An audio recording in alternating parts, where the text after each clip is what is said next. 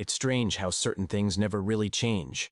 I can still remember a time when neighbors would wave from their porches and the biggest argument in the neighborhood was about who baked the best pecan pie at the block party. Back then, you didn't think twice about a man sitting by the water with a fishing rod. He wasn't bothering anyone. He was simply part of the calm, steady rhythm of the day. That was the feeling when we first moved into Oakwood Heights. Peaceful, friendly, the kind of place where life moved a little slower, and people actually cared about each other. So when I pulled into my driveway and spotted a police cruiser parked beside the community pond, that old, uneasy feeling crept back in. Around here, police showing up usually meant one thing. Karen Petchin, the self-declared ruler of the HOA, had found someone new to target with one of her control games. As I hurried toward the pond, her voice reached me before anything else, a sharp, piercing tone cutting through the calm afternoon air. And there he was, right where he always sat, on his usual bench with a fishing rod stretched out over the gently moving water. Walter Garrison. Walter was 78 now and had lived here longer than anyone else. He'd watched Oakwood Heights transform from open farmland into a full neighborhood, seen families come and go all from that same spot by the pond. His hands, aged and marked by time, stayed steady on the rod while all the noise around him buzzed like an annoying summer insect. Behind the officer stood Karen, arms crossed tightly like some kind of frontier sheriff. She wore her usual blazer and slacks, and her HOA president badge sparkled in the sunlight like a badge of authority. Her perfectly styled blonde bob bounced with every dramatic movement as she pointed and lectured. The young officer looked uneasy, shifting his weight as he listened to her go on. But what happened next would end up costing our HOA control of more than $2 million worth of waterfront land.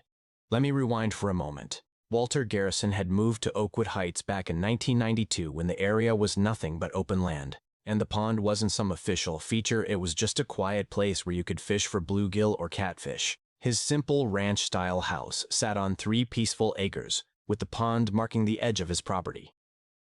For over 30 years, Walter followed the same routine. Every morning he'd take a walk carrying a thermos of coffee and his tackle box, settling by the water as the sun slowly rose.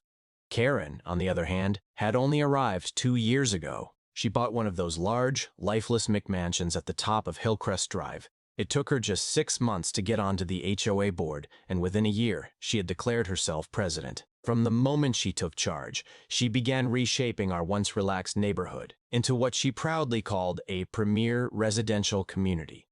First, she started controlling everyone's mailboxes. Then came a strict list of approved paint colors conveniently limited to 6 nearly identical shades of beige. After that, she introduced landscaping rules so rigid that the neighborhood began to feel less like a place to live and more like a corporate office park. But her latest obsession was the pond. She officially declared it an HOA-controlled amenity, saying residents now needed to pay a $50 monthly fee just to use it.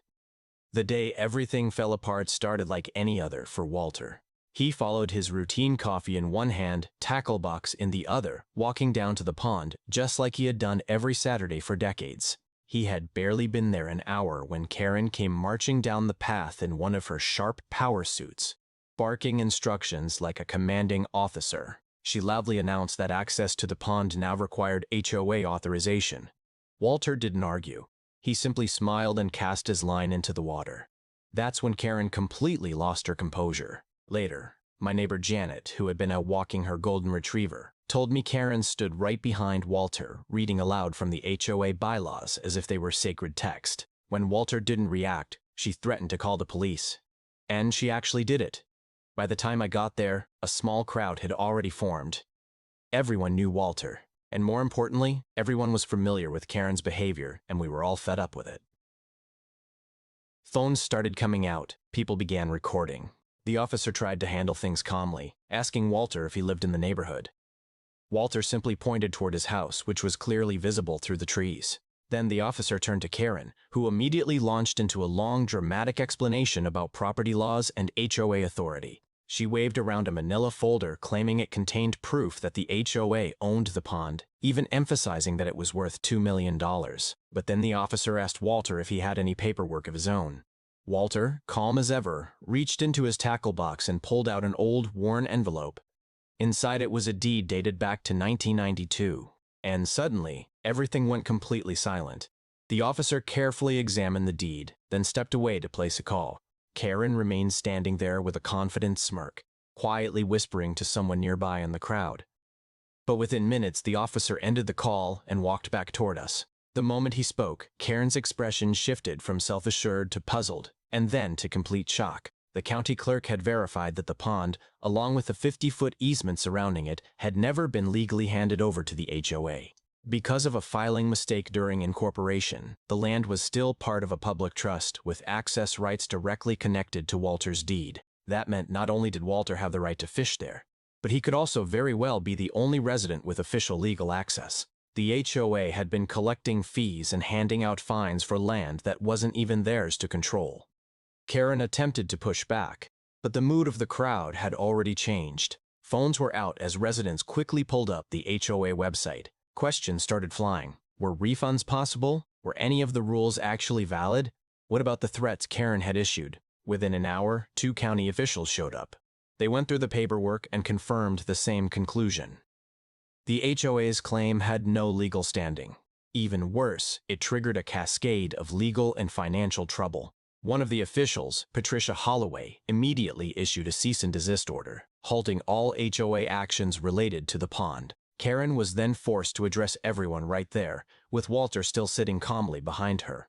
She apologized and announced that all pond access rules were officially canceled. It felt like watching all the air leave a balloon.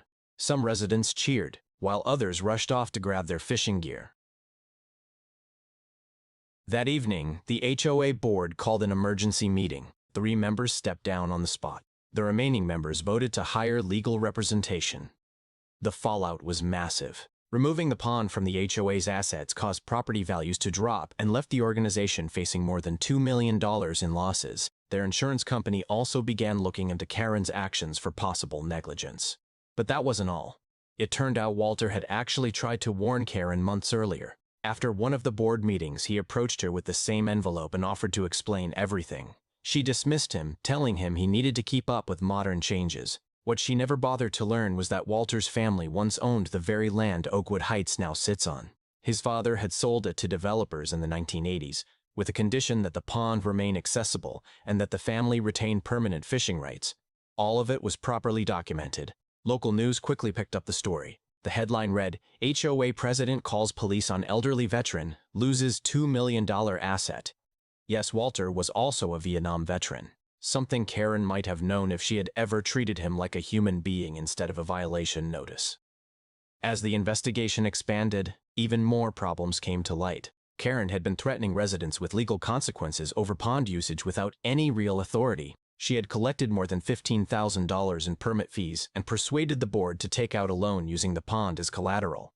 That loan now appeared dangerously close to fraud. The state attorney general launched an investigation after several residents filed formal complaints. Karen's real estate license was also placed under review. At the next special meeting, more than 200 residents filled the clubhouse. The atmosphere was tense. When the financial report was revealed, not only showing $2 million in asset losses, but also nearly $800,000 in expected legal liabilities, the room erupted in shock. Karen tried to justify her actions, but no one was willing to listen. Residents began listing her past behavior, the $500 fine over mailbox paint, the threats against a disabled veteran's wheelchair ramp, and countless other incidents. When the vote to remove her from the board was held, it passed 212 to 3. The second vote, whether she should be held personally responsible, passed 198 to 17. The board's attorney explained that she could face civil penalties exceeding $300,000. Someone from the crowd shouted that the state investigation could result in $50,000 in fines and possibly even jail time. Karen gathered her papers, her heels echoing sharply against the floor, and hurried out of the room in tears. Walter? He returned to the pond the very next morning. Same bench, same calm silence, just like always. And if stories like this feel familiar, or if you've ever dealt with an overbearing HOA, a forgotten legal detail, or a neighbor who refused to back down, don't forget to like this video and subscribe for more real neighborhood stories, because sometimes the most intense drama isn't found on television.